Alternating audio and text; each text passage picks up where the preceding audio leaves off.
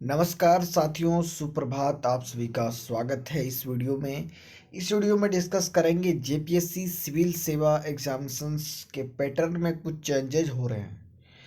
इससे पहले कि जेपीएससी का विज्ञापन आए, उससे पहले सब कुछ नियमावली बनाई जा रही है, एग्ज़ाम पैटर्न में चेंज किया जा रहा है, कुछ जोड़ा तोड़ा जा रहा है। तो यहाँ पे जो मुख्य चेंज हुआ है वो क्वालिफाइंग मार्क्स को लेकर है। तो जेपीएससी लोक सेवा आयोग ने सिविल सेवा परीक्षा पैटर्न में बदलाव किया है। सिविल सेवा प्रारंभिक परीक्षा पीटी अब दोनों प्रश्न पत्रों के कुल योग पर कोटिवार पास मार्क्स की गणना होगी। यानी कि दो पेपर पीटी में है, पेपर 1 पेपर 2। तो दोनों में ईच पेपर में क्वालिफाई नहीं करना है, बल्कि दोनों पेपर मिला करके क्वालिफाई मार्क्स, पास मार्क्स लाना है।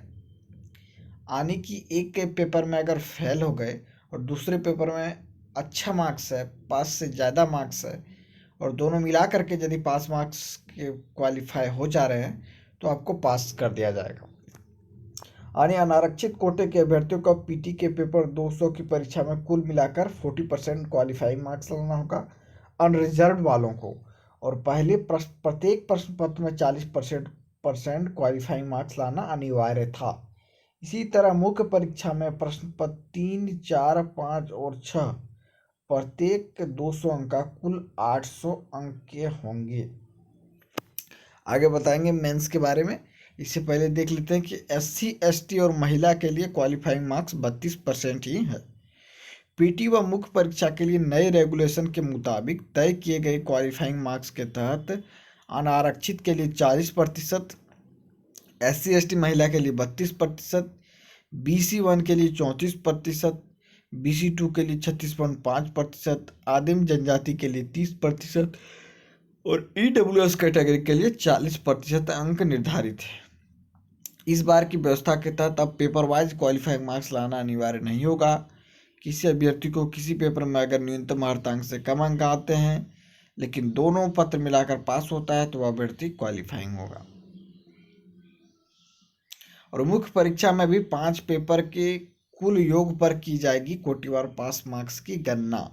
मुख्य परीक्षा यानी मेंस में भी इस प्रकार होगा, पांचों पेपर जोड़ करके आपको पास होना है, ना कि इच पेपर में पास होना है। मुख्य परीक्षा आपको 1050 अंक पर होगी। प्रश्न पत्र के हिंदी और अंग्रेजी के 100 अंक अब नहीं जुड़ेंगे, जो कि क्वालिफाई करना है लैंग्वेज पेपर।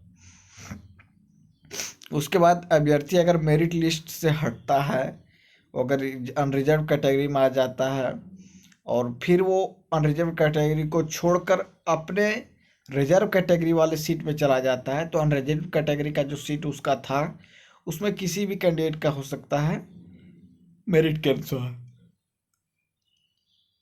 यानी कि मूवमेंट कर सकता है अनरिजर्व से रिजर्व कैटेगरी में और रिजर्व से अनरिजर्व कैटेगरी में। यानी कि जहां उसकी इच्छा हुई अपना पद ले सकता है, जो अनरिजर्व कैटेगरी के हैं, SC ST OBC वाले। लैंग्वेज पेपर सेकंड पेपर जो है भाषा विषय 150 अंक का होगा और इसमें कुल 17 भाषा को शामिल किया गया है। मुख्य परीक्षा 950 अंकों, 800 अंक व 150 अंक की होगी। 800 अंक उधर 4 पेपर होंगे और 150 अंक भाषा विषय। इंटरव्यू 100 अंक का होगा, यानी कि 1050 अंक पे मेरिट बनेगा। अंक 100 अंकों का, और प्रथम पत्र के हिंदी व अंग्रेजी भाषा की परीक्षा 100 अंक की होगी। हिंदी अंग्रेजी भाषा में क्वालिफाई करने के लिए कम से कम 30% अंक लाना अनिवार्य होगा।